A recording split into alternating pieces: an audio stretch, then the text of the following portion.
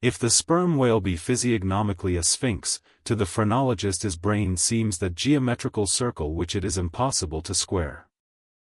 In the full-grown creature the skull will measure at least 20 feet in length.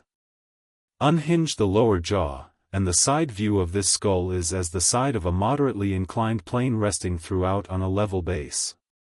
But in life, as we have elsewhere seen, this inclined plane is angularly filled up, and almost squared by the enormous superincumbent mass of the junk and sperm.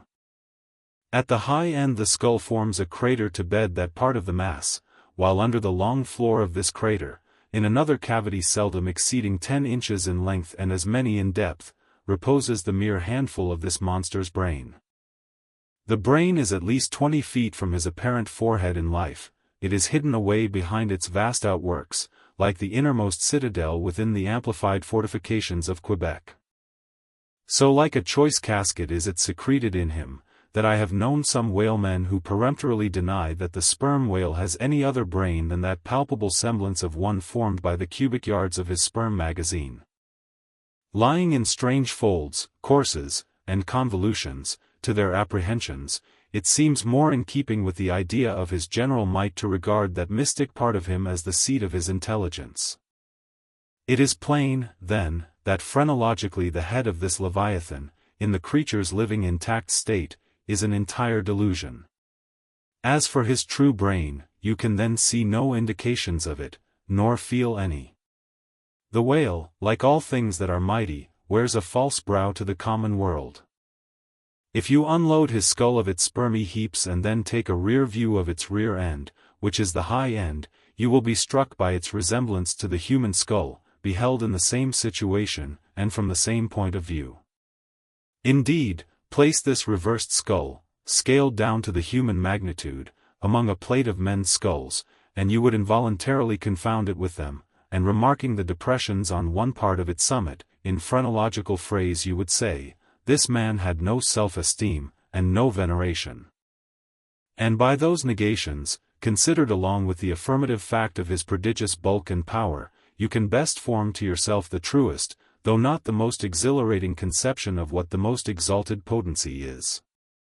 But if from the comparative dimensions of the whale's proper brain, you deem it incapable of being adequately charted, then I have another idea for you.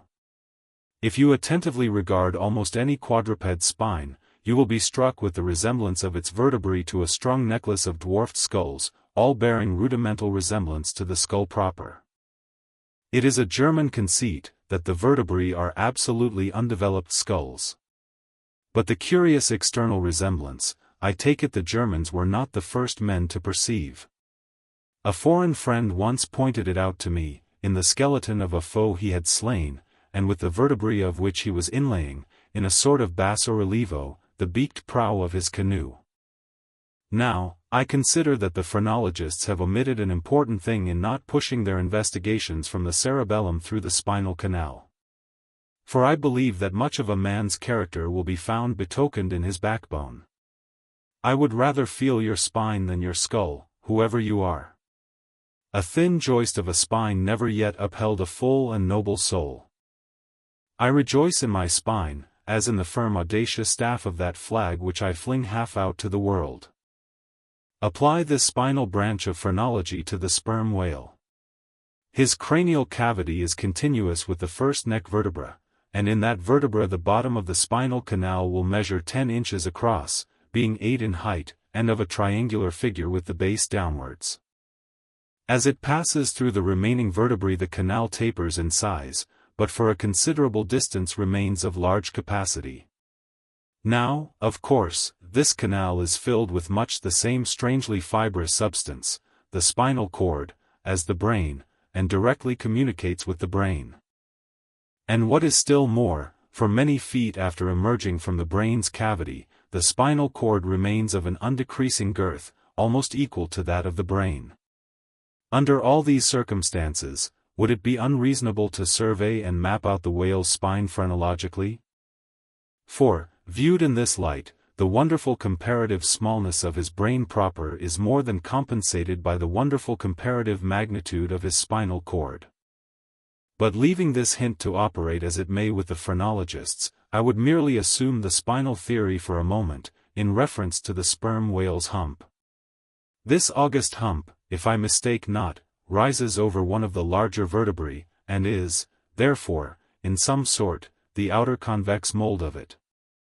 From its relative situation then, I should call this high hump the organ of firmness or indomitableness in the sperm whale. And that the great monster is indomitable, you will yet have reason to know.